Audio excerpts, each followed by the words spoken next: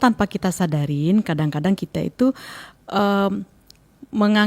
menjadikan anak kita tuh miniatur kita, sehingga ketika tidak sesuai itu kita kemudian menjadi bereaksi, mungkin menjadi tidak nyaman, kontrol, mengkritik lah dan sebagainya, atau memaksakan diri untuk harus seperti saya gitu ya. Jadi kan seringkali dibahas tuh sama para ahli bahwa kadang-kadang orang tua yang pernah misalnya mengalami satu dalam kehidupannya, punya satu cita-cita, punya satu rencana, kemudian tidak berhasil misalnya.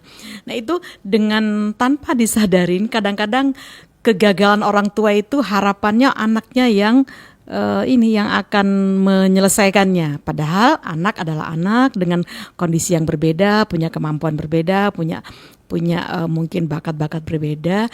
Itu yang tidak disadarin gitu. Makanya kemudian kembali lagi, supaya kita itu tadi disebutkan kan, supaya kita menjadi orang tua yang menuntun bukan menuntut gitu ya.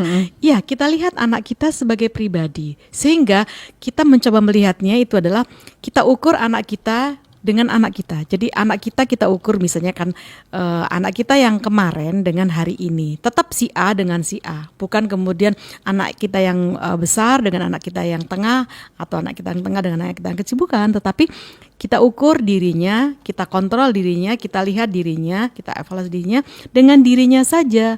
Tinggalkan permainannya waktu aja gitu ya misalnya.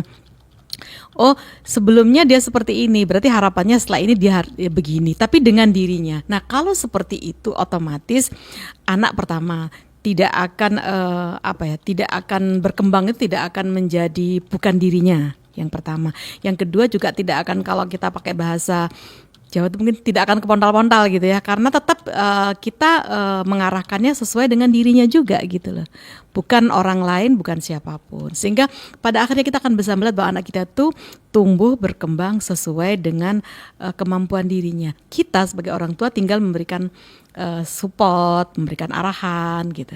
Nah seperti itu. Jadi kembali lagi tadi, yuk kita lihat anak kita sebagai pribadi, sebagai pribadi yang mandiri sendiri. Jadi si A, anak kita yang perempuan, yang kecil itu seperti ini, ya udah gitu, tinggal kita ingin kembangkan. Misalnya, oh anak saya ini kok ini agak genit ya dari kecil gitu ya. Ya udah, kita nggak usah melihat dia harus tidak boleh genit ya, tidak. Cuman tinggal kita arahkan, yuk kalau tertawa jangan terlalu keras dong kayak gitu. Jadi tetap dengan dirinya saja gitu ya. Bukan kayak kakak itu loh, dia kan kakak itu loh suka pendiam, nggak suka ketawa sekakak. Ya tidak begitu. Dengan dirinya saja, apapun dengan dirinya. Sehingga perkembangan itu bisa kita bisa kita kawal gitu ya. Kita kawal sesuai dengan potensi dia, tapi bisa mencapai satu perkembangan yang optimal gitu ya.